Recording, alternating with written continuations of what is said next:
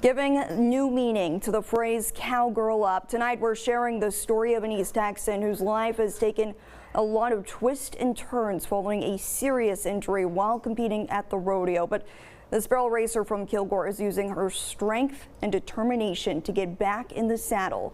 In this Fox 51 special report, taking life by the reins. This is my first time back here and all the feels. Yeah, it's weird being back. Filled with emotion, yeah. Brittany Baton returns to the arena in Athens where everything changed in an instant back in October of 2023. I truly thought that I was paralyzed and going to be paralyzed forever. As she's riding to the third barrel, the horse starts bucking and Brittany hits the dirt head first. When I went to get up and I couldn't, I was just praying to God. I was praying out loud. Racing her new horse 1 second, then being rushed to the hospital in the ambulance the next. It didn't take long for the doctors to confirm what she had already feared. Immediately, you broke your neck and you broke your back. If you move, it will cut off oxygen and you will die. So I'm just sitting there in the neck brace, you know, scared to move. I couldn't even cry because I'm scared. It was the day life forever changed for Brittany. When I hit, my heart stopped. And so when they brought me back, it came back off rhythm. Everything she thought she knew, her plans for the future, all changing in a split second. The horse was a known bucker. I asked the person that I bought it from, because I hurt my back in the past. I said jokingly, I was like, this horse doesn't buck, does she? He said, no, she's never bucked. Well, that's not the truth. Learning that truth the hard way, not knowing at the time the horse was acting out because the mare was also in pain. If she was mean, that was one thing, but turns out she has a fractured back also. Well, Brittany thought she was coming out to what would be a normal barrel race just like any other, but little did she know this arena is where her entire life would change.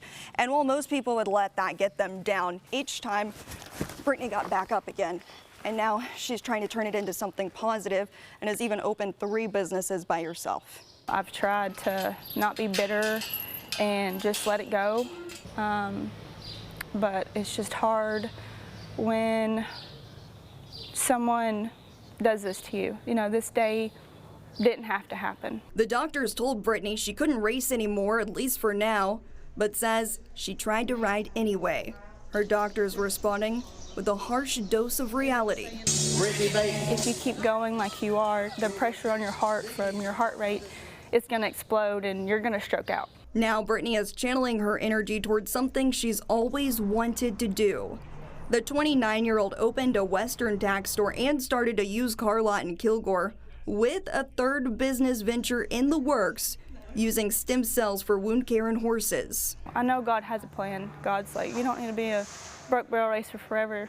So it's kind of turned me into a businesswoman, and if I can't run again, it was fun. So it's all in God's hands.